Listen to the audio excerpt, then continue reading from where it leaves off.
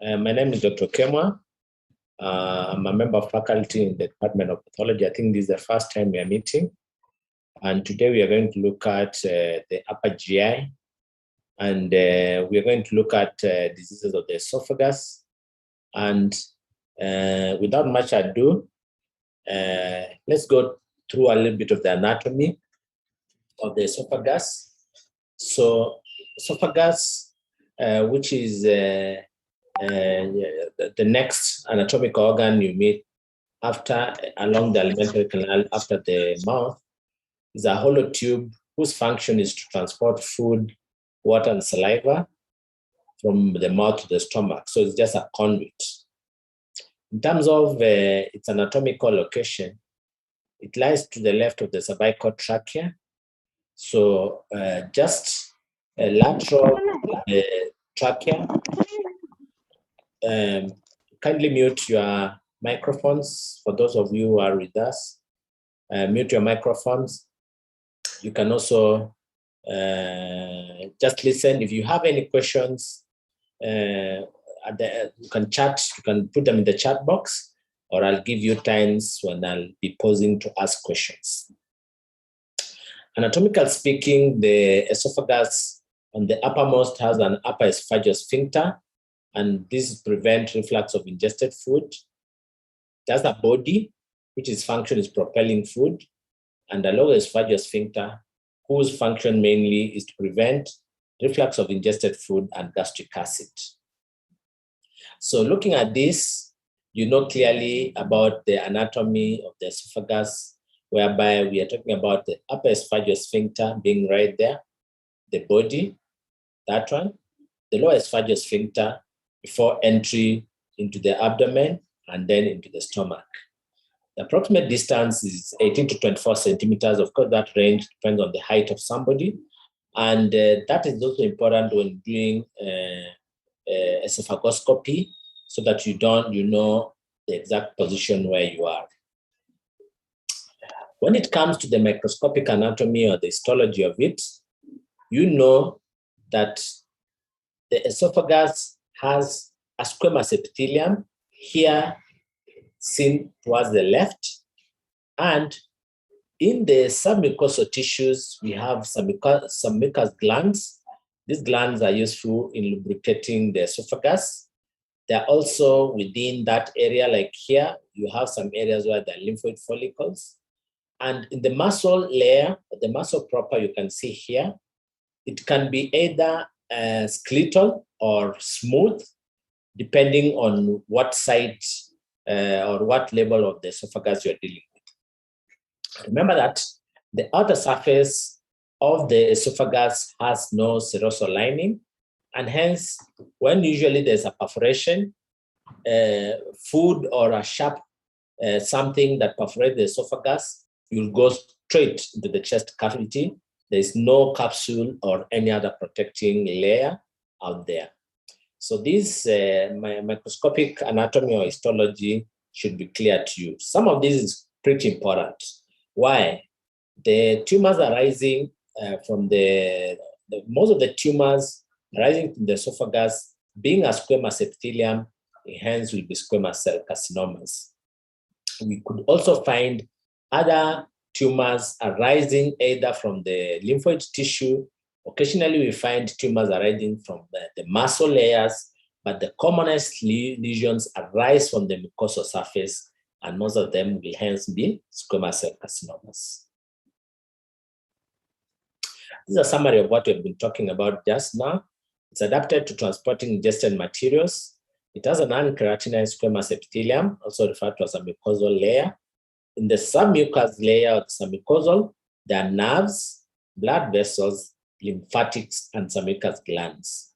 The muscle layer, or the muscularis propria, has an upper part which is striated or skeletal, a lower part which is smooth, and are mixed in the middle. So in the middle third is both mixed skeletal and smooth. It has no serosal lining.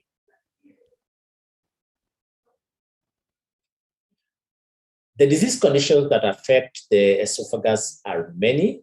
We classify them as either congenital or acquired. Congenital anomalies are anomalies that individuals are born with, and acquired conditions are conditions that arise after birth. And these acquired conditions can be motility disorders, infectious disorders, inflammatory conditions, vascular lesions are in there, and also we have neoplasms. The neoplastic diseases can either be benign or malignant.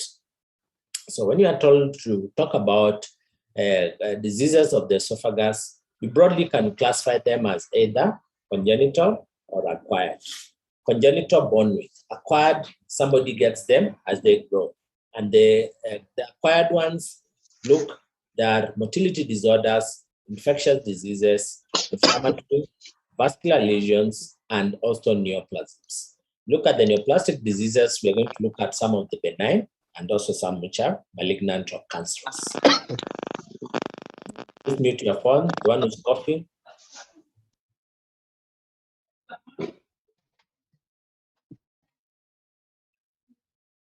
In the esophagus, there are terminologies that frequently you'll be talking about. Dysphagia, which is one of the most common symptoms of esophageal disease, means difficulty in swallowing. So patients who have esophageal diseases will present with difficulties in swallowing. When there is pain, we call it odynophagia. So odynophagia, odyno means pain. So painful swallowing means there is a problem with motility sometimes. Dysphagia just means it's blocked. Deglutition is the scientific name for swallowing and is the process of swallowing. And you know, from your physiology, this deglutition has three phases: oral, pharyngeal, and esophageal. A death rattle is some sounds produced in a terminally ill patient who is unable to swallow. And this death rattle is due to accumulation of saliva and bronchial secretions in the mouth, because in this situation, the individual is unable to swallow. So dysphagia being one of the commonest conditions afflicting dysphagia being the commonest symptom of esophageal disease, you can be asked list causes of dysphagia. So before I go to the illnesses, the causes can either be divided as one, obstructive causes. In obstructive causes can be tumors commonly. There could be strictures or narrowing. There could be diverticular outpouches on the wall of the esophagus, cricopharyngeal bars, foreign bodies, congenital anomalies. All these cause dysphagia because they either cause esophageal or pharyngeal obstruction. So the lumen is not open, hence somebody is unable to swallow. When you are looking at the wall, then there can also be cause of dysphagia looking at smooth muscle disease. And we're going to look at some of the motility disorders. So these motility disorders could be due to achalasia, infective peristalsis, spastic motility disorders. So these are motility disorders, basically, whereby the smooth muscle contraction is uncoordinated. You can also look at causes of dysphagia, and these are some of the dysphagias affecting skeletal muscles. And some of these could be like myasthenia gravis, whereby there is a problem with the acetylcholine receptors. There's decreased acetylcholine receptors and acetylcholine production. Hence, there's abnormal signaling between nerves and skeletal muscles. Remember, the signal has to come from the brain to the nerves to the skeletal muscles. So if you don't have enough acetylcholine or the receptors are blocked, then you'll have dysphagia. The other could be muscular dystrophies, as you will be seeing in future muscle disorders like Becker's and Duchenne's. And also have metabolic myopathies, whereby you have enzymopathies, enzyme problems within skeletal muscles. You can also have inflammation of these skeletal muscles. An example is inflammatory polymyositis. Finally, you can also have causes of dysphagia because of brain. Remember, incision of swallowing is in the brain. So lesions within the brain can cause dysphagia. Some of these include stroke, especially patients who have stroke affecting the swallowing center. You can also have brainstem tumors. Remember, it's through the brainstem that most nerves come down towards to innervate the esophagus, so affecting signal transmission. You can also have degenerative diseases of the brain. So as we are going to look later, patients with brain disorders, degenerative diseases, for example, Parkinsonism, multiple sclerosis, and also spinal cord lesions affecting the cervical region, like polio. These will affect swallowing because they affect the brain parts that coordinate swallowing.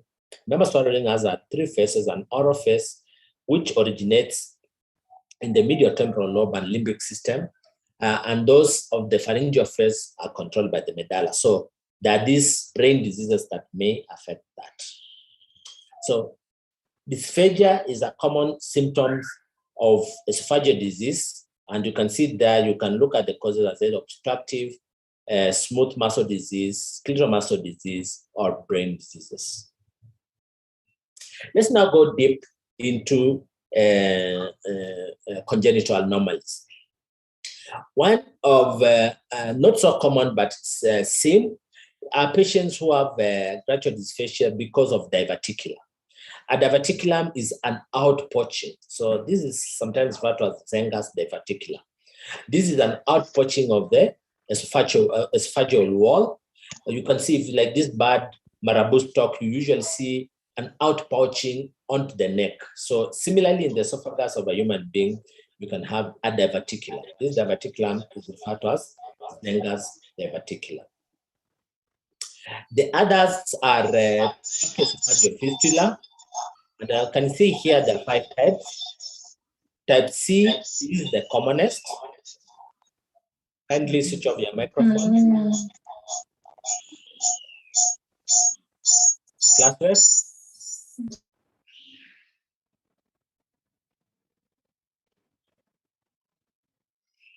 Kindly advise the class members to switch off their microphones.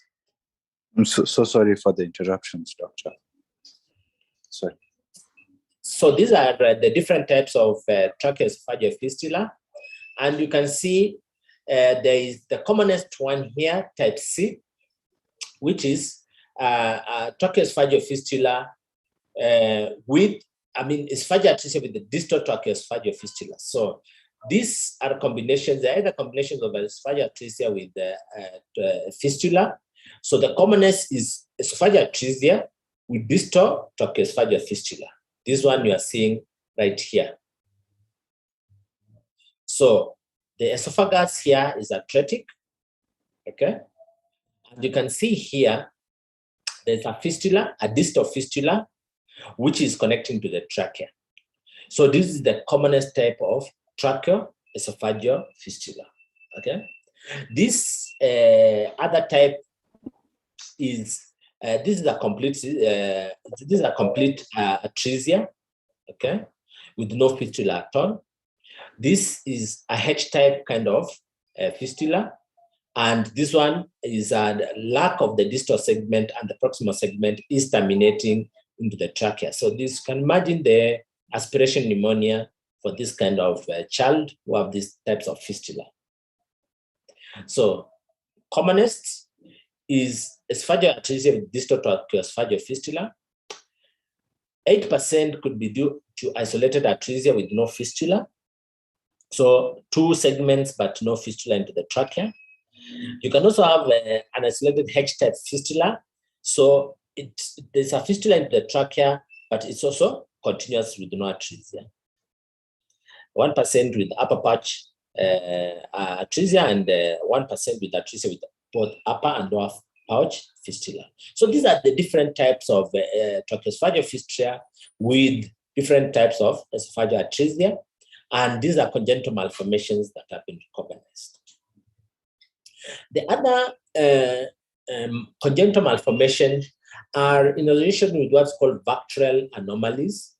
These are vertebral and rectal malformation, cardiac defects, tracheoesophageal fistula, the renal tract anomalies, and limb defects. So it's like syndromic, whereby you find tracheoesophageal fistula being part of a big anomaly, referred to as VARICES: vertebral, anorectal malformations, cardiac defects, tracheoesophageal fistulae, and renal tract anomalies like ectopic kidneys, horseshoe, duplex. You're going to learn these as we go along, and limb defects, whereby radioagenesis is most common. So in this is part of a big syndrome referred to as bacterial anomalies. Do you have any questions so far about the congenital anomalies?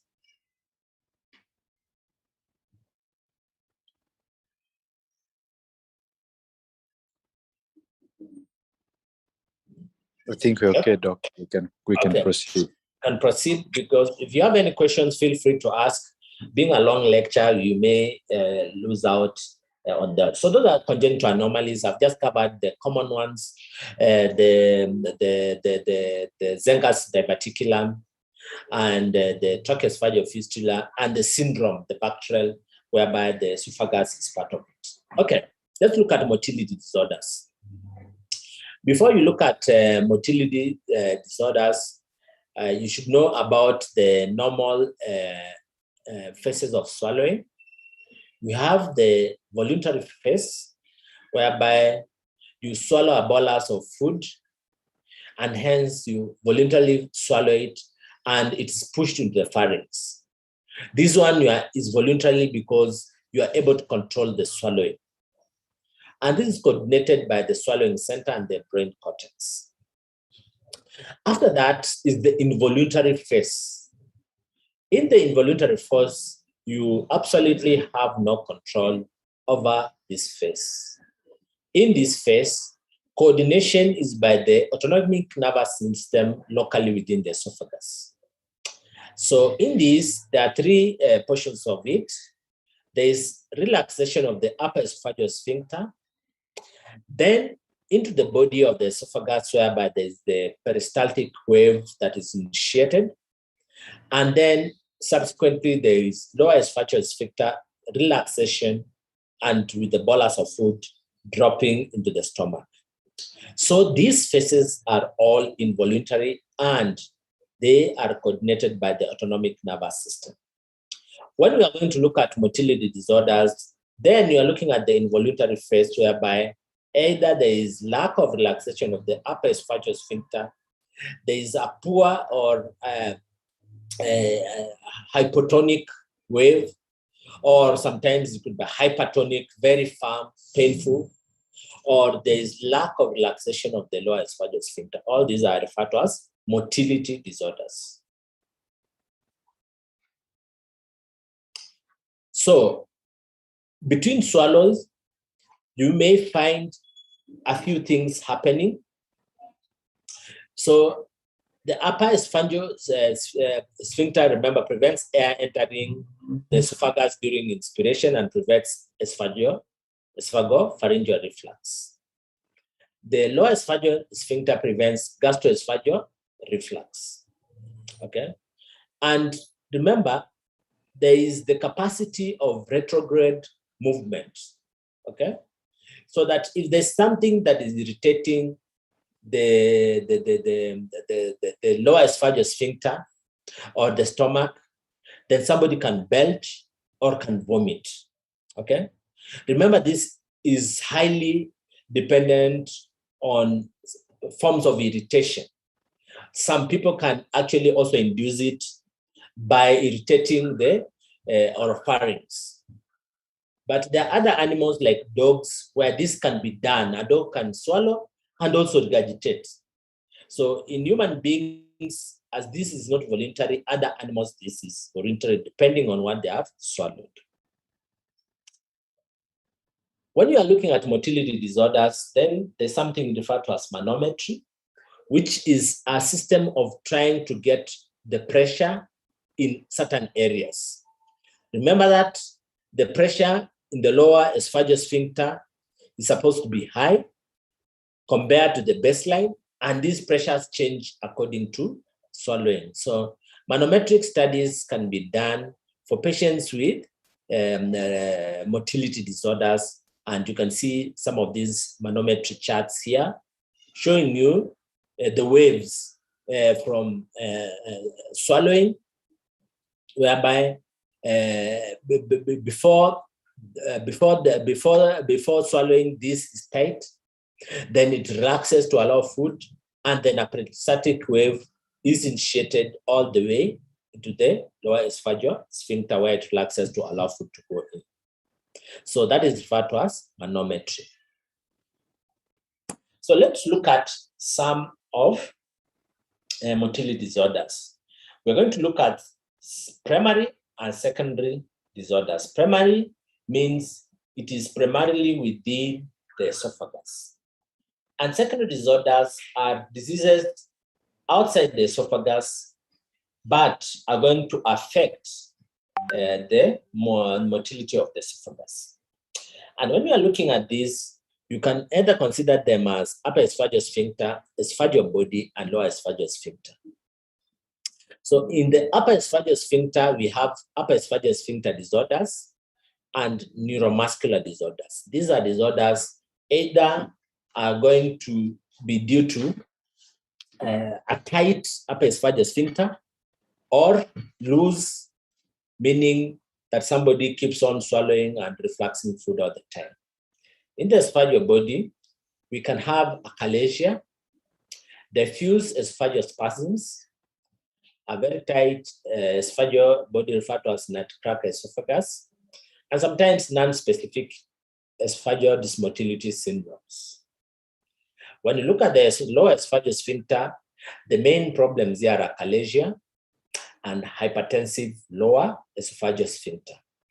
And as I've said before, this can be primary disorders and or secondary disorders. Primary means they are epicentered in the esophagus, and secondary means a part of a generalized disease like Parkinson's, diabetes, scleroderma, stroke, and so forth. So, in general, based on manometry, achalasia means there is inadequate relaxation of the lower esophageal sphincter. That means the lower esophageal sphincter is very tight, and hence food fills the esophagus and the esophagus distends. When we talk about diffuse esophageal spasms, there is uncoordinated contraction. So remember, this peristaltic movement is like a wave. It has to start somewhere and keep pushing the bolus of food down. So when there is uncoordinated contraction, this is referred to as diffuse esophageal spasms. When we are talking about nutcracker esophagus, this is a very tight hypercontraction of the esophagus. Then there is ineffective esophageal motility, means there's hypercontraction, hence the wave is not strong enough to propel the food or the bolus or the material that has been swallowed downwards. One of the commonest is what is referred to as achalasia cardia. Achalasia means failure to relax of the lower esophageal sphincter. It is one of the commonest motility diseases, 1 to 2 per 200,000 population. It can present at a wide variation of age, 25 to 60. Male to female, the same. It's been seen more in Caucasian. And the symptoms duration is variable, but there is usually a long period in which patient presents with complaints of swallowing. The problem is there is degeneration of the nitric oxide producing inhibitory neurons.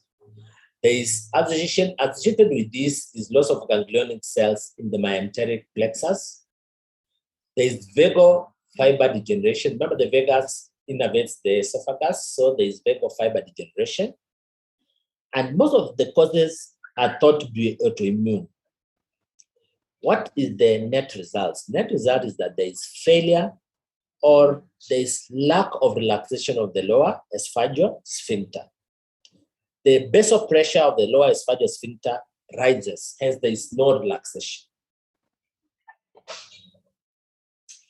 So the main problem here is that there is resistance to flow into the stomach. So there is food which is filling within the esophagus. And remember that this is not due to spasms, but a tight lower esophageal sphincter. And with tightness, there is also loss of peristaltic wave. So it means that somebody can't swallow anymore. Because remember that this peristaltic wave has to start from the upper esophageal sphincter, go to the body, and terminate by the bolus being thrown into the stomach. When there's food material which is piling in the esophagus, then there's a loss of peristaltic wave in the distal 2/3 of the esophagus. How do these patients present? Definitely there's dysphagia, mainly solids, but also others may also be due to with association with liquids. Because of the rapid filling of the esophagus, then these patients may also have postprandial regurgitation, meaning that after eating, they regurgitate food outwards because the esophagus is full of food.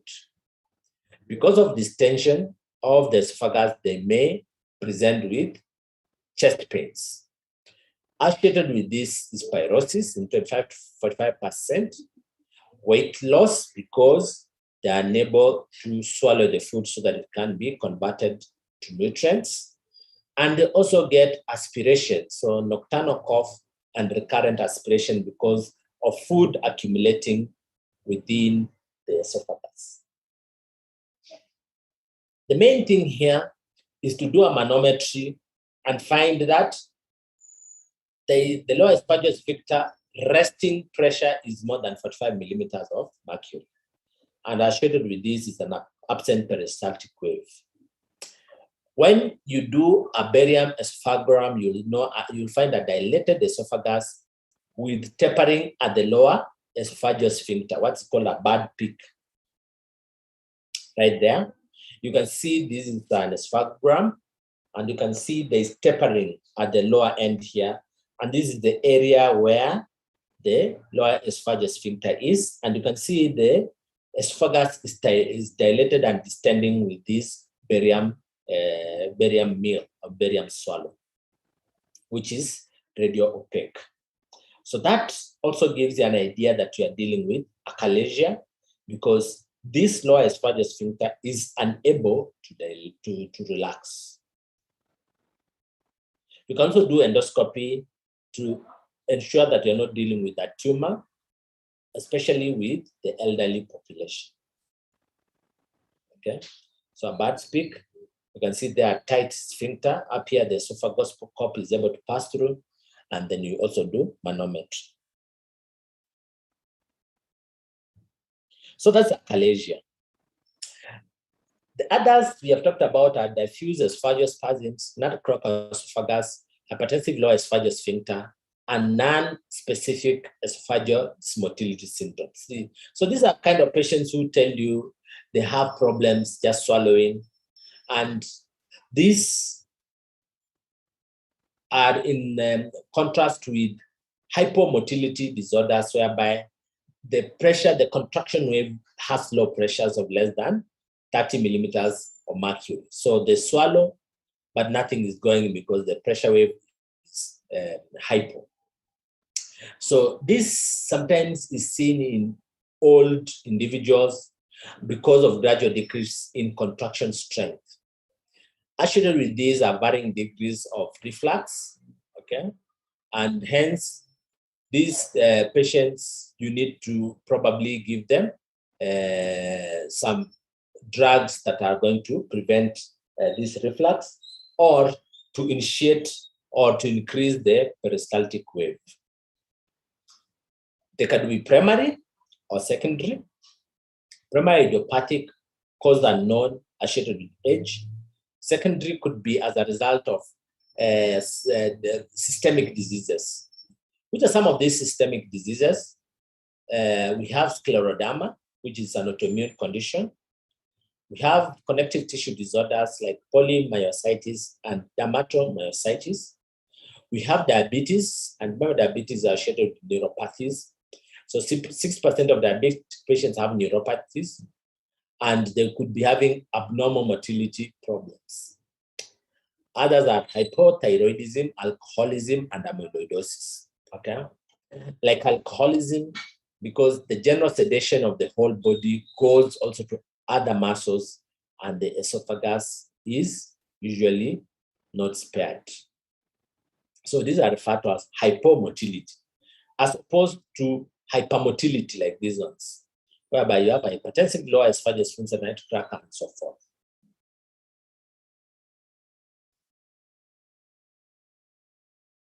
I'll pause to hear if you have any questions on motility conditions or anything from all the way from how do we call it, from congenital anomalies all the way to motility disorders.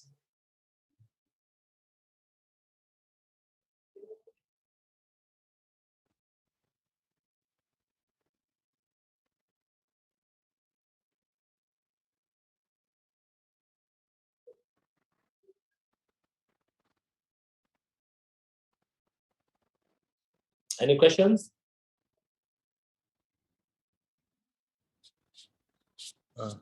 The two questions in the chat box. Okay. Read them out.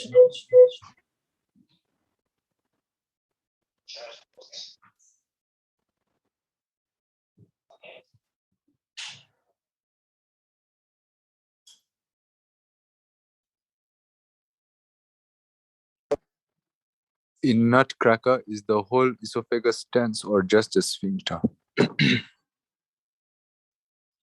Nutcracker esophagus is where the body is very hypertonic.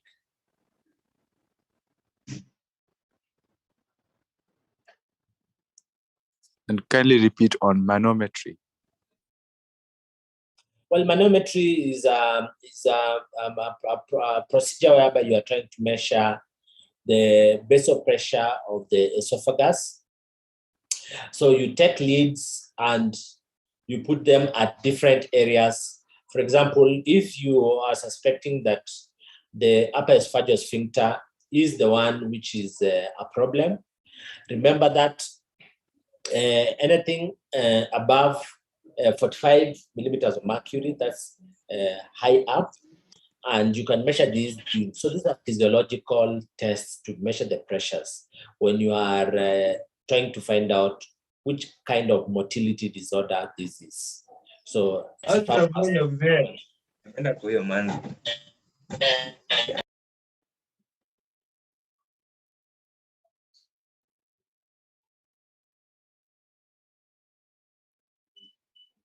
then kindly repeat on secondary hypomotility kindly. So the motility disorders can either be primary or secondary.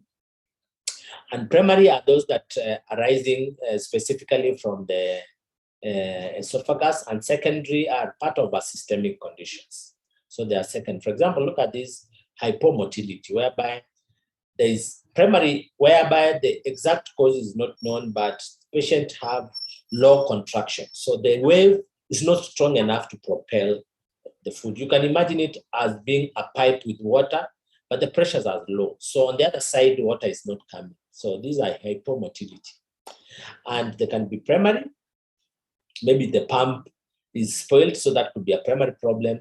Or secondary, maybe there's something from outside that system which is causing. So yeah, secondary are other diseases generally within the body. For example, diabetes, which is associated with neuropathy, alcoholism because of the drug problem, and so forth. Or scleroderma, whereby the smooth muscles are affected.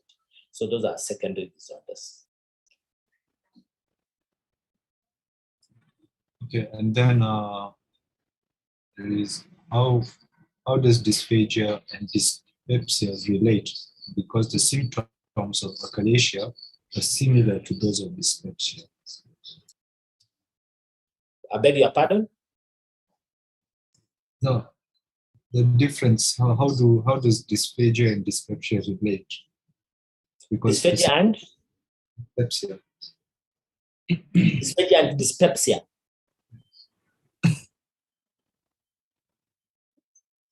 Yes. Okay, dysphagia is swallowing. and unable to swallow. But dyspepsia most of the time present as pyrosis or heartburn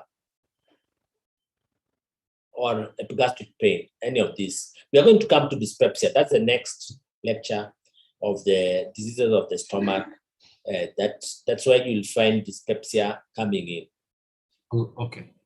There is another question. What condition is it when during infancy there was regurgitation but resolves later in life? Sorry, I'm not able to hear you clearly. Your microphone is not audible. Sorry, can you hear me better now? Yes. Yes. So I was asking, what condition is it when during infancy there was regurgitation, but it resolves later in life? But there are many conditions, I'm not sure, but any child who regurgitates could probably be having some atresia of sorts, maybe mild atresias, and with time it resolves. But children generally, because of their small stomachs, have this tendency, if they feel so much, then they can regurgitate, they can move, the food can flow out. And also their sphincters are not well developed, so young children tend to regurgitate a lot.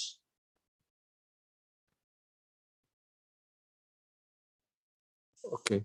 There's another one. Please elaborate tapering on the esophagram again. I beg your pardon? Please elaborate on the tapering on the esophagram.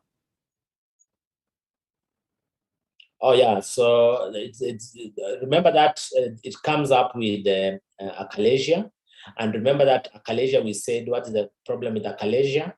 There is failure of relaxation of the lower esophageal sphincter. So when you do an esophagogram, which is a radiological whereby somebody swallows barium, then you can see down here, barium is not moving through into the stomach. So there's that tapering there. So this is what is referred to as a bird's peak. And it's a way in which a way in which you know that this condition here is due to achalasia. Okay. Someone also asked, how does reflux disease cause hypomotility? How does reflux disease cause hypomotility? It's because of irritation. Because remember that every time remember that every time there's irritation of the lower sphincter, also there's a feedback mechanism showing that the contraction is like if you have a wound somewhere and you don't want somebody to touch it. So these patients, first of all, have hypomotility, meaning the wave is not strong. And it means that the feedback to the lower esophageal sphincter is also not very good, and it remains partially open. The other thing is there is irritation of that area because of the reflux, and hence lots of the vicious cycle. Okay, let's move to esophagitis. You can keep the other questions. Okay, it's just one last one though. Just one more. Okay. Can I read it out? How do you treat hypomotility caused by alcohol? Pardon? How do you treat hypomotility caused by alcohol? Definitely you stop alcohol. It's one of the easiest ways to do it. So I think we can continue, Doc. Pardon? Yeah. Yeah, but the depth, today we are just going to learn about disease conditions. I'll touch a bit of treatment, but remember treatments, when you rotate in the wards with different consultants, they will also teach you into depth about treatment. So for the time being, this time is to concentrate more on the different types of esophageal diseases. Okay, if you allow me, then I'll proceed. Let me proceed. Yes, we may proceed now. So inflammatory conditions, infective and inflammatory conditions of the esophagus are referred to as esophagitis. There are myriad of causes of esophagitis. They could be due to GERD, which is gastroesophageal reflux disease. They could be due to infections. And as you can see, most of these infections are associated with immunosuppression, and you can divide them as bacterial, viral, fungal, and also parasitic. They could be also due to ingestion of caustic chemicals. Okay, a typical example that many of you ingest is alcohol. They could be also due to metallic medications like iron, vitamin C, NSAIDs, and other drugs, especially drugs that are used in cancer treatment that could be caustic. They could be also due to iatrogenic, caused by doctors when you are inserting NG tubes for whatever reason, or you are irradiating a patient's chest and hence the esophagus is on the way. The others, which are associated with metabolic conditions like uremia, eosinophilic esophagitis as part of parasitic diseases, and systemic diseases like epidermolysis bullosa. Let's look at some of these conditions. Infections. Infections of the esophagus are rare. However, in the setting of immunosuppression of either HIV, cancer, diabetes, or steroid use, you start seeing them. As we said, you could divide them as either bacterial, viral, fungal, parasitic. A common example of a viral disease is herpes simplex. So when somebody has a flu due to herpes, the herpes simplex vesicles that you see on the lips may also affect the esophagus, causing ulcerations. So these patients will also present with odynophagia, means painful swallowing. The other disease condition that you can find is Candida albicans, or what we call oesophageal candidiasis. So like here, that curdled milk like you see in young children, seen here is lining the esophagus during OGD. And this, when you take samples and you see those hyphae of Candida, and that's referred to as Candida esophagitis. The other disease condition that has been seen may affect the esophagus could be tuberculosis, actinomyces as part of the bacteria, and parasitic disease. There's what is referred to as Chagas disease. You must have learned this in microbiology rotations, caused by T. cruzi, Trypanosoma cruzi, that causes megaesophagus. The esophagus dilates so much. Commonly in South American countries, this has been seen in association with Trypanosoma cruzi causing Chagas disease. The common infection that we are looking here is a fungal infection referred to as Candida esophagitis. Remember, Candida is a normal oral flora. In the setup of immunosuppression, then the colonies grow and then they cause disease condition. This is not only in immunosuppression, but debilitated patients like you see in cancer, or in patients who have numerous or are in polypharmacy, being given broad spectrum antibiotics, and the normal flora, especially the bacteria, are reduced, and hence the fungal flora becomes much larger. Fungal infection in the esophagus, Candida, causes a myriad of disease from inflammation to erosions to ulcerations. So inflammation means redness, erosion means just superficial removal of the mucosal layer, to deeper meaning ulceration. So like here, you can see there's a fungal colony. It's not clear, but on the side there, the reddening is inflammation, and also you may find ulceration. So in this, when you find this fungal hyphae, this is referred to as Candida esophagitis. So on microscopy, you will see those hyphae and yeasts, okay? Associated with this could be there could be tissue necrosis because of invasion by this Candida. And as you rotate in your fourth year, you'll notice that when on H&D, you may see them, but to increase the visibility of these fungal hyphae and the spores of the yeasts, then you do what is referred to as a PAS stain that highlights that hyphae and pseudohyphae. So PS or silver stains make them easy to see. So this is a condition that you should be wary of. A patient who is describing dysphagia and is either debilitated or is immunosuppressed. This is another one, and you can see here the budding hyphae, typical of Candida. And this is associated with the necrotic tissue taken in a patient who has had, for example, odynophagia. We also talked about herpes simplex esophagitis. It's also a condition that is seen in patients who are debilitated, immunosuppressed. Occasionally, very occasionally, you can find in an immunocompetent patient who has the widespread herpes simplex infection.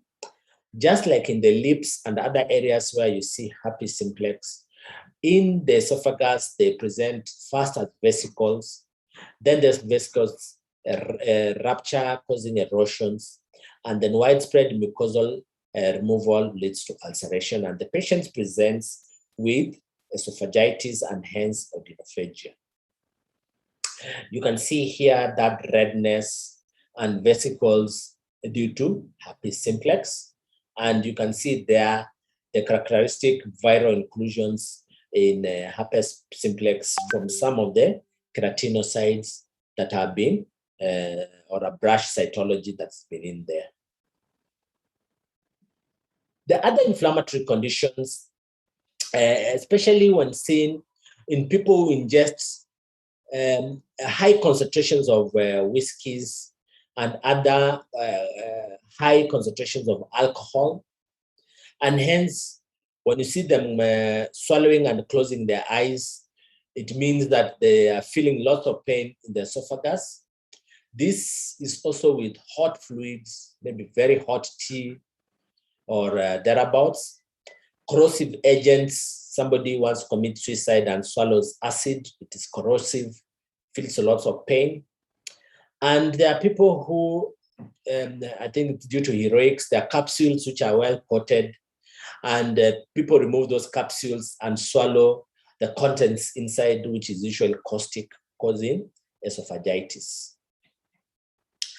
The other inflammatory cause could be cigarette smoking and or cigar smoking. Cigar smoking, if you swallow it, is very irritative, causes lots of cough, and if you check the esophagus, you may find esophagitis. There are other skin diseases that have manifestations in the esophagus. Uremia, patients with chronic renal failure with uremia also tend to have esophagitis. Patients who are being irradiated for chest malignancies, for example, cancer of the lung, also cancers within within the chest cavity, also end up affecting the esophagus because sometimes it's a broad beam irradiation. And also there are patients who have a condition referred to as Behçet's disease, which is the vasculitis that affects many organs. All these patients may present with inflammation, reddening, and pain, which is characteristic on swallowing. So these are inflammatory conditions. Common of these is ingestion of alcohol and other hot fluids.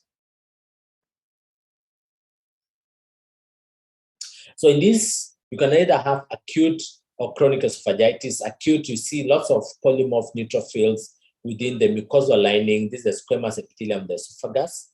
And also you can see submucosal area. All that round cells, these are chronic inflammatory cells in a patient who has a condition that's causing esophagitis. The other very common condition that lots of us get one time or another is referred to as gastroesophageal reflux disease. This is very common, especially if you like overeating, and also is seen in pregnant women because of the raised intra-abdominal pressure. Then what happens is that there is the stretching of the diaphragm, and with this, the lower esophageal sphincter function becomes, it malfunctions or becomes less inefficient.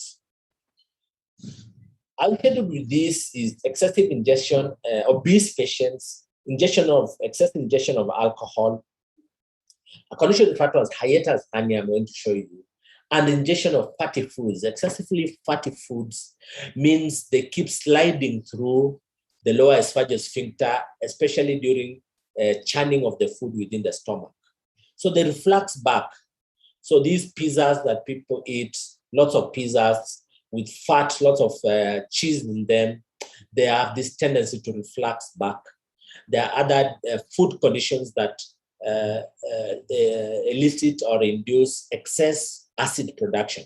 So with this gastric acid, there is leakage back of this acid in the esophagus, causing pyrosis or heartburns. These heartburns is a sensation that can be felt in the throat or just on the precordium, and that's why it's referred to as heartburns. This disease condition is referred to as gastroesophageal reflux disease, or GERD. Commonly, GERD is prevented by a tight lower esophageal sphincter. There's that anatomical structure where there is acute angle entry of the esophagus into the stomach through the cruise of the diaphragm. There is esophageal peristaltic clearance, so it terminates into the stomach. There is swallowed saliva and gravity that just pushes material going down. So, for example, definitely if you eat while your feet are up in the air, you'll get reflux. If you have difficulties in production of saliva, you may have reflux. If your lower esophageal sphincter has problem, you have reflux. If you have, if you are obese and this acute angle entry of the esophagus and the stomach, all this will be causes of reflux. So lower esophageal sphincter dysfunction, delayed gastric emptying, esophageal dysmotility, plus or minus hiatal hernia, repetitive mucosal injury, and decreased saliva production, or are some of the pathophysiological mechanisms for GERD. One of the other things is a hiatal hernia. This is referred to as which is usually a sliding hernia, whereby the esophagus slides in and out into the thoracic cavity and abdominal cavity. It's a common anatomic abnormality in up to 20% of adults because associated with the GERD, and there's the loss of acute angle with the stomach. You remember the right cruise of the diaphragm contributes to the functional level of sphincteric pressure. So with this hiatal hernia, that sphincter problem is lost out. And you can see here, it's like a hole. The sphincter function is lost, and hence gastric acid refluxes into the esophagus and up into the pharynx or throat. What are some of the complications of GERD? Remember that the esophagus is not well adapted to acid. So pouring of acid in the esophagus may lead to ulceration. With ulceration comes hemorrhage. With extensive ulceration is perforation. With healing of the perforation can be fibrosis and hence stricture formation. With excess acid refluxing, you may have aspiration. And there is this other condition referred to as Barrett's esophagus, which has a risk of dysplasia and malignancy. And what's this Barrett's esophagus? As we stated earlier, the esophageal epithelium is mainly squamous. It's usually not very well protective of acid. The columnar epithelium of the stomach with its foveolar cells and mucus is more adapted to acid protection. But with excess reflux of acid in the esophagus, then this columnar epithelium is the one that crowds out the normal esophagus. So you find that the columnar, if this is the squamo-columnar junction between the esophagus and the stomach, then because of acid, the esophageal epithelium becomes metaplastic and becomes columnar. and hence the squamocolumnar junction is pushed up all the way to where the acid is stopping. That form of metaplasia is referred to as Barrett's esophagus or Barrett's metaplasia. Is a complication of GERD. It's a precancerous condition in which the lower portion of the esophagus undergoes metaplasia. It's due to chronic gastroesophageal reflux. Exposure to gastric acids causes peptic esophagitis. And in an attempt to protect the esophagus, then the esophageal mucosa is replaced by the gastric columnar epithelium. This is what is referred to as Barrett's metaplasia or esophagitis. There is repair through regeneration to gastric type columnar epithelium from pluripotential basal cells. The columnar epithelium Barrett's can resemble either gastric or intestinal. They may have also goblet cells. The problem with this is that, as you can see here, this is the normal squamous. Then this red here is now the gastric that has moved up into the esophagus, not moved as such, but become metaplastic because of excessive reflux. So this can undergo dysplasia and malignancy. And you can see here, there is a replacement of the esophageal epithelium with gastric type glands, and this is referred to as Barrett's esophagitis. And we're going to see later, this can be the seat of adenocarcinomas within the esophagus because of the change of these types of mucosa from squamous to glandular. Hence, you get adenocarcinomas from this type of mucosa. I'll pause there. If you have any questions from the inflammatory conditions, I can take a few of those, maybe 2 or 3.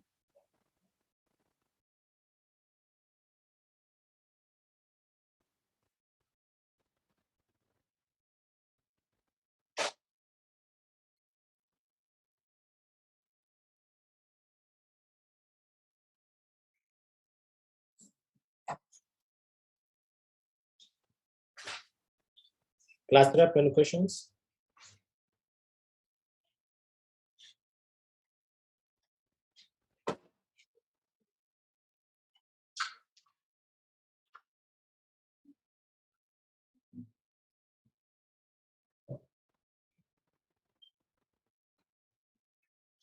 No, Doctor, I believe we're okay. Let us continue. Okay, the other common condition that you may get in the esophagus are referred to as esophageal varices. Remember, varices are dilated veins, and the esophageal varices are a common condition that are seen in the esophagus that occur in association with the portal hypertension. And remember, portal hypertension is a result of increased resistance of blood flow within the portovenous system. The main cause of portal hypertension is cirrhosis. And causes of this portal hypertension could be either mechanical or vascular. So here you can see in the portovenous system, blood that is coming from the mesenteric veins flows into the portal system, into the liver. And remember, this is from the food material that has been absorbed, that is going to be metabolized within the liver. And because of liver disease, especially cirrhosis, and we are going to see what cirrhosis is all about, fibrosis of the liver, then it's like there is stoppage of blood going into the liver.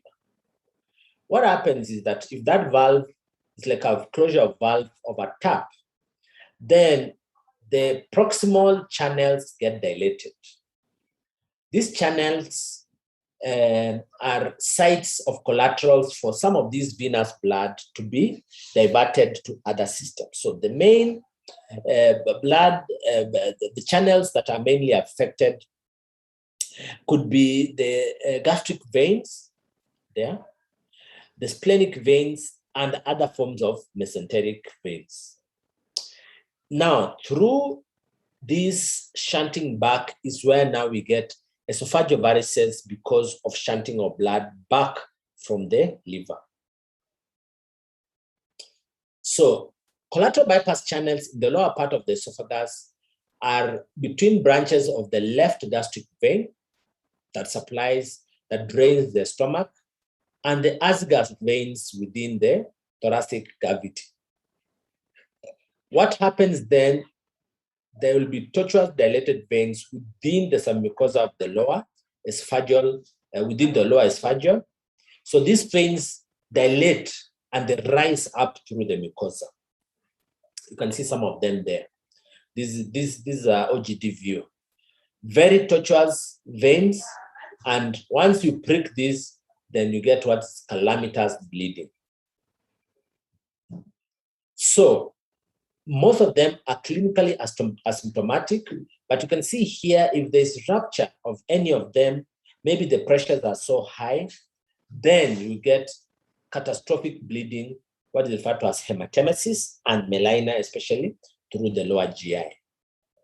There is a high fatality rate of 40 to 50% with each episode of bleeding. And even if that is controlled, there is an increased chance, 90% chance of recurrence of this form of bleeding in survivors. So these are referred to as esophageal varices. Varicose veins are dilated veins, tortuous veins. In the esophagus, in the setup of portal hypertension, then there is collateral circulation and blood flows backwards through the same veins that were draining those areas. And in this particular case, the esophagus is mainly affected. And we have a lot of ports, like here you can see these dark veins, very prominent. These are varicose veins, and this is usually in a patient with cirrhosis. So after this, when you're going through the museum, ensure you look at these ports, because you need to see them, you need to learn about them, and more importantly, we usually tag these ports in your cards to ask you if you remember what esophageal varices look like. And in one of the questions, we'll ask you what's the cause of these esophageal varices.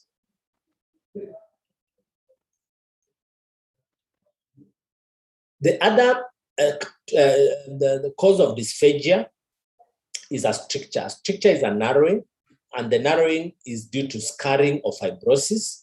What can cause narrowing or stricture formation? This is healing with fibrosis, and what heals is usually ulcers. These ulcers could be due to peptic ulcers, that means acid. The caustic ulcers may be due to caustic agents. It could be due to post-irradiation, meaning the radio waves treating cancers within the chest cavity causes inflammation, and on healing with fibrosis, then they narrow and cause scarring. Others could be infectious, like herpes simplex, we have seen causing ulceration, and others could just be congenital narrowing of the esophagus.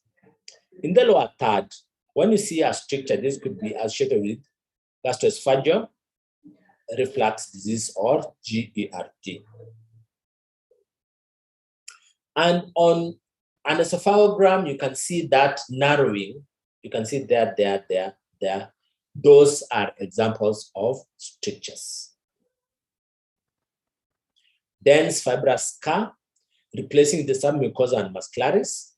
This is as a result of healing of the esophageal mucosa, and we have looked at some of the causes of this trauma. The overlying epithelium is often thin, but shows no evidence of the tibia. There may be a shaded esophagitis. So those are strictures, and strictures could be a cause of this dysphagia, as we saw earlier, and these are probably due to healing of ulcers or sometimes post-inflammatory healing. Hence, the lumen narrows and becomes strictured.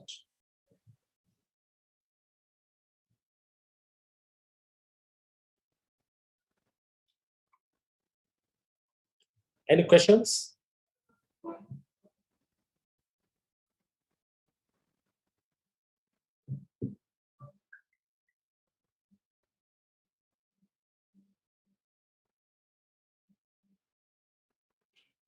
Yes, Doc.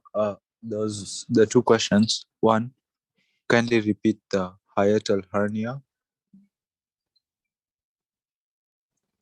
Okay, and the other one? Kindly illustrate neutrophil infiltration in acute esophagitis on histological features. Okay, some of these will show you in your rotations within the lab. There are two types of inflammatory cells. There are those that are polymorphonuclear, meaning they have many lobes. And there are those which are mononuclear, means the nucleus is just one branch. When you see these dots, these are the glands. This is the esophageal epithelium, squamous, and this is the part of the glandula. This is the submucosal stroma. You can see small dots in between there. Those are inflammatory cells. If they are chronic, then you know this is chronic esophagitis. If they are acute, like polymorph, then you know this is acute esophagitis. So I don't know why I had shown the acute esophagitis, but could have been here, yeah. So you see, these are not mononuclear. So when they are polymorphonuclear, we know this is acute. Remember that polymorphs are markers of an acute inflammation. So if it's in the esophagus, we call it acute esophagitis. Maybe you need to dust your third year notes. And when you see round lymphoid cells or plasma cells, then you know this is in a setup of chronic inflammation.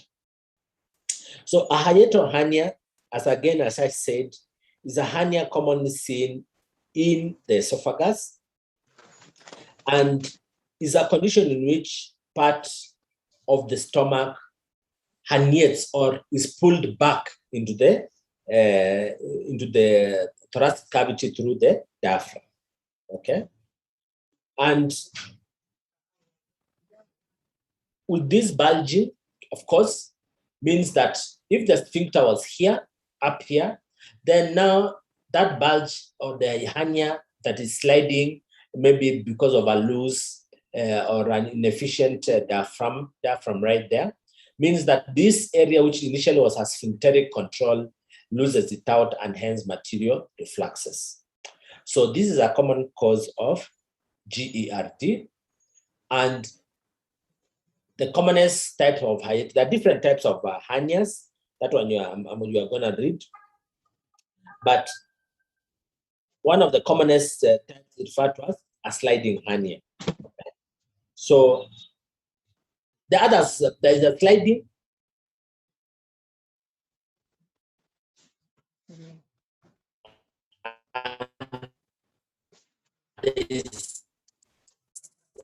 What is true? Is that clear?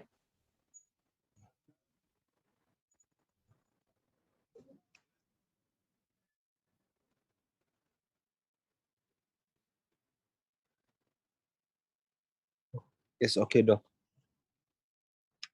Someone was asking for you to go over the causes of strictures. So the causes of strictures can be many. Actually, when you look at strictures, some people divide them as either malignant or benign strictures. So malignant strictures are due to malignant conditions, which we are going to look at next. And benign strictures could be due to healing of peptic ulcers.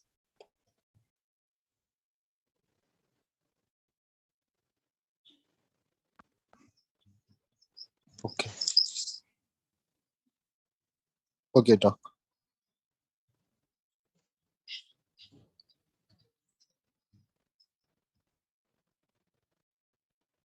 Hatusikii bana.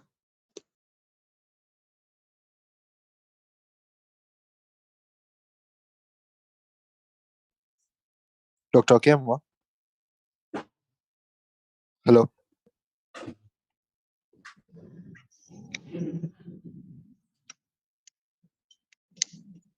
Dr. Okemwa? We can't hear you. Oh, he's left.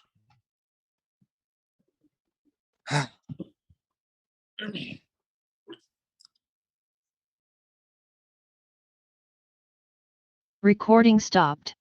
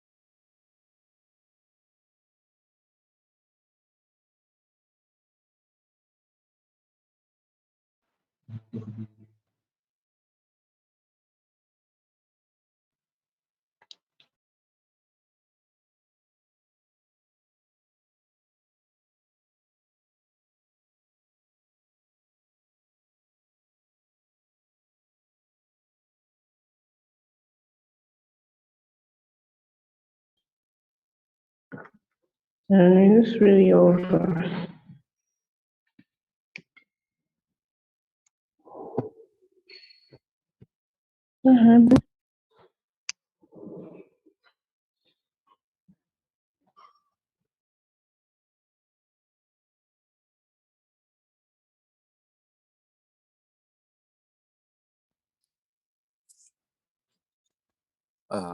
Just give Dr. Okemwa a minute.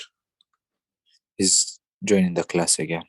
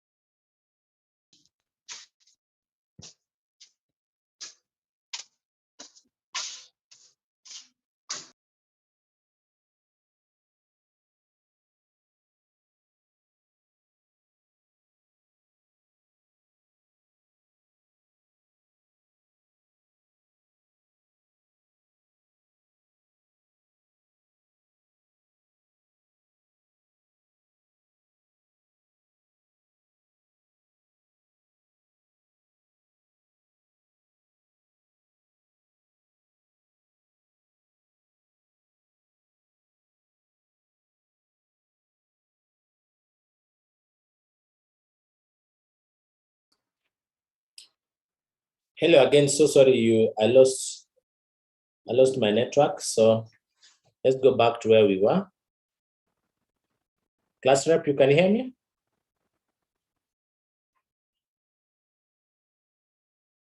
Yes, Doc, we can hear you. I've made you the co-host. I'm sorry I didn't notice that I'm already. Sorry. Yes, we can see the screen now. Okay. So we were talking about strictures, the causes of strictures. Yeah.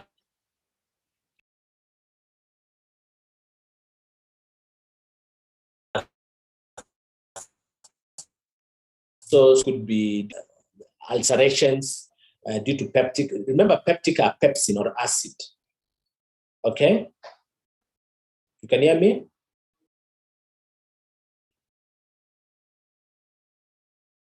Yes, yes, Doc, we can hear you well. Pepsin or peptic. We are going to see that more in the stomach. Caustic, anything caustic is something burns. If you say somebody is caustic, that person burns or is fiery or something like that. And other positive radiation or inflammatory causes, all these are causes of strictures. And now, after this, then we are going to see malignant strictures, which are due to malignancies.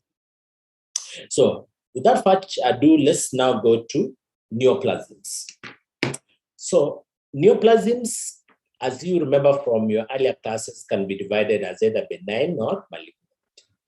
So, benign neoplasms commonly afflicting the esophagus can arise in the epithelium, like squamous papillomas or warts.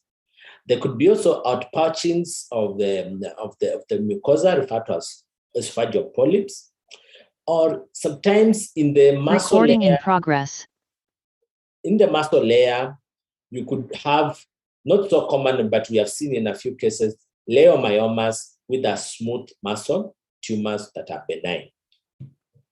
These are not that common, but of all the tumors, the benign tumors, the leiomyomas constitute 60% of all benign esophageal tumors. They are found in men slightly more than women and tend to present in the 4th, 5th decades. They are usually found in the distal 2/3 of the esophagus, more than 80% of the time. These benign neoplasms are not as scary as the malignant neoplasms, and here we are talking about esophageal cancer. So esophageal cancer is the number 2 commonest cancer in men here in Kenya. It follows prostate in men, that the prostate in men is found in 17 per 100,000 population, as opposed to esophageal, which is 9 per 100,000. In a retrospective review of esophageal cancer diagnosis between 1999 and 2000 in Tenwek Hospital and the Nairobi Cancer Registry, it was found that esophageal cancer accounted for 914, which was like 34% of newly diagnosed cancers. It's good to note that it's not only elderly people as thought. You can see that 6.3% of the patients were less or equal to 30 years, and one patient was less than 20 years. So don't say that young people are immune to this type of malignancies. We have seen, I've also diagnosed a few in young patients. But remember that the commonest age is elderly people, especially those above 60 years of age. But you will not be surprised, actually you may not be surprised to find somebody who is young with esophageal cancer, especially during this time when young populations drink and smoke a lot. So the top 2 risk factors for esophageal cancer are alcohol and smoking, that contribute to almost 5 times increase in risk. And those who come from Meru add in some of those miraa that is chewed, that are all teratogenic, not teratogenic, but carcinogenic. Also, added to this are nitrosamine-containing foods, which are found in smoked and pickled foods. So some of these preservatives, in the long run, 20, 30 years down the line, have been associated with causation of malignancies. Also, long-term ingestion of hot and caustic liquids causes esophagitis. So you find people who like drinking hot tea, hot fluids, for whatever reason, maybe they are acrobats or trying to show that they are strong. And if you follow them down, they may not be able to swallow, and they may be having malignancies of the esophagus. The minor risk, these are the major risk factors. The minor risk factors include Plummer-Vinson syndrome associated with iron deficiency and esophageal webs, external beam irradiation due to chest malignancies, chronic esophagitis due to GERD, esophageal diverticulum, and a condition referred to as tylosis. Tylosis is a genetic condition characterized by hyperkeratosis of palms and soles, oral leukoplakia, and high risk of esophageal cancer. So these are patients who have very thick skins on the palms and soles. It's referred to as either tylosis palmaris or solar, or the tylosis of the sole of feet, plantar tylosis.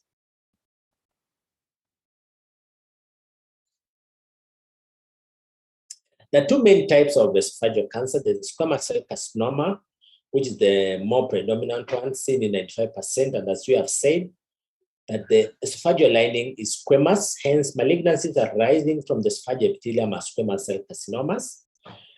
And 5% is associated with Barrett's esophagitis, especially when we have noted that Barrett's esophagitis is seen in patients with GERD. Cancer of the esophagus, as you have seen, is more common in men. And it's mainly because some of the risk factors that we are seeing here, like alcohol, cigarettes, and long-term ingestion of hot and caustic liquids and so forth, could be a male issue.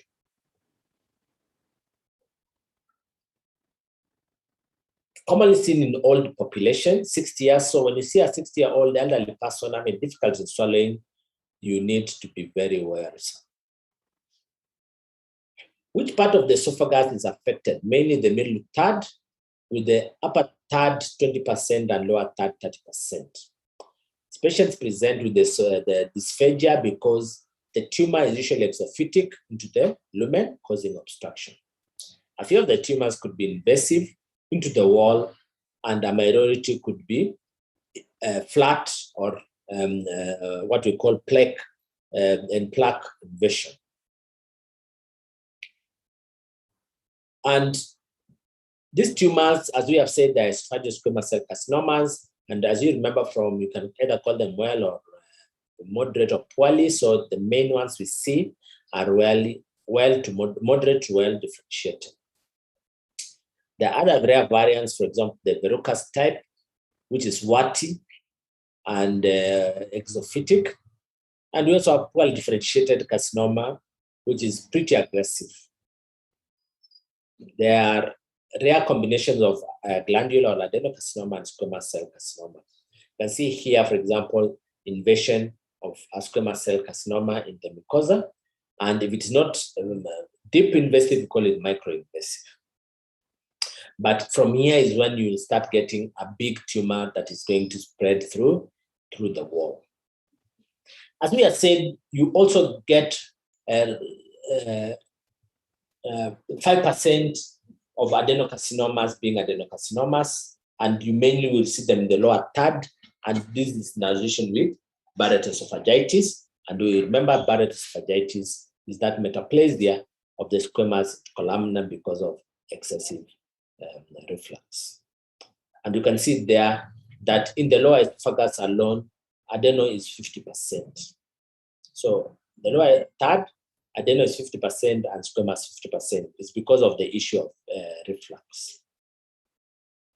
Even these adenocarcinomas, the mean age is an elderly person, around about 64 years, and usually male, forming exophytic masses.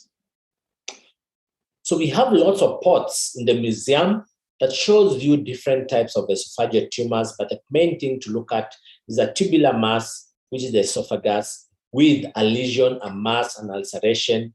Remember that the mucosa should be smooth white, but when you see a nodule, an ulceration, that could be a sign of esophageal carcinoma.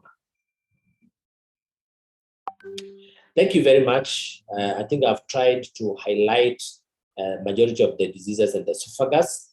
And remember, we have hundreds and hundreds of MCQs that will give you during your rotations. And they come in various forms, one of which I've highlighted for you here, which on the following is not associated with esophageal carcinoma, long-standing esophagitis, that's correct, alcohol abuse, correct, smoking, correct, vitamin A deficiency, correct, but blood group O positive is not correct. So you need to expect this kind of questions. And I pause to take any questions from the class, any clarifications that you need. But I'm just highlighting, today we have been doing disease of the esophagus. And remember, we divided them as congenital and acquired. And among us, the acquired, we looked at infections, inflammatory. We looked at motility disorders. We looked at vascular disorders, especially esophageal varices. We looked at GERD with the strictures. And finally, we looked at neoplasms. There are many others, smaller ones you can add in, but especially the must know in the neoplasms is cancer of the esophagus, esophageal cancer, which is the #2 commonest cancer in men in Kenya, amongst the neoplasms. So I'll end there. If you have any questions, I'll give you 5 minutes to ask any areas you do not understand.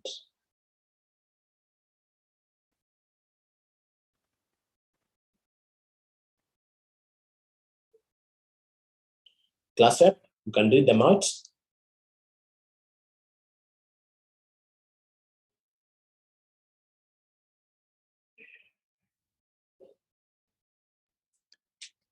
Yes, Doc, there are quite a few questions. Kindly limit your questions to only made academic questions. Avoid a lot avoid a lot of chats. I'm just telling the rest of the class because I'm seeing lots of non-medical chats. Please be simple. Don't put in a lot of Facebook kind of chats in an academic process. Sorry, Doc. There's one, is cunnilingus or oral sex a risk factor for esophageal cancer? In taking a history, is it wise to probe for sexual behavior? Pardon me? Someone was just asking, is oral sex a risk factor of esophageal cancer? I don't know. I also don't know because I listed the clear ones. Maybe we should follow those clear ones. Sorry, maybe they should do a study on it, but those are the common ones. Yes, someone was also asking why cancers are more common in men. There's an answer for that. Yeah, because of the risk factors. You can see here like esophageal cancer, alcohol, and smoking. Of course, nowadays we're having a lot of female smoking. Maybe we'll see more esophageal cancer in them, but alcohol and okay, someone is also asking how hiatal hernias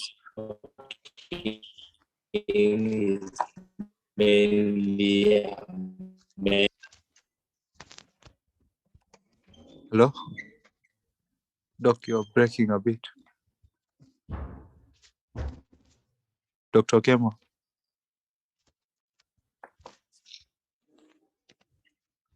Hello?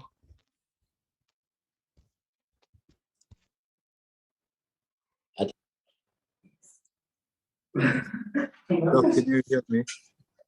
Yes, I can hear you loud and clear.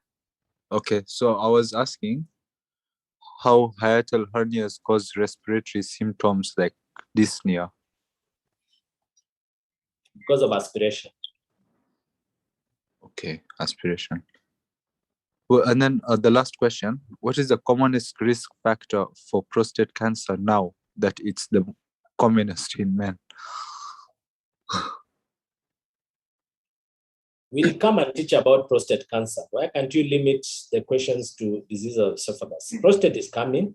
We'll tell you about male risk factors.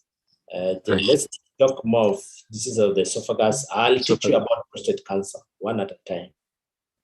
Okay, doctor. I think that's it. Thank you so much for your time over your leave.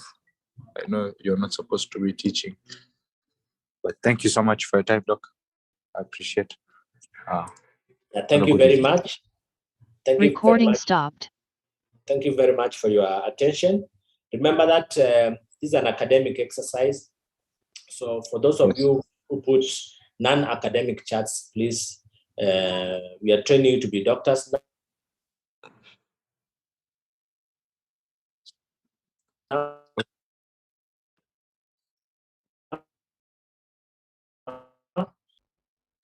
Okay, I think we'll stop there. Yes, doc. Sorry. We'll stop there. Then I'll share with you the notes at a later time. Thank you very much. No problem. And end the class. No, you don't want to do this.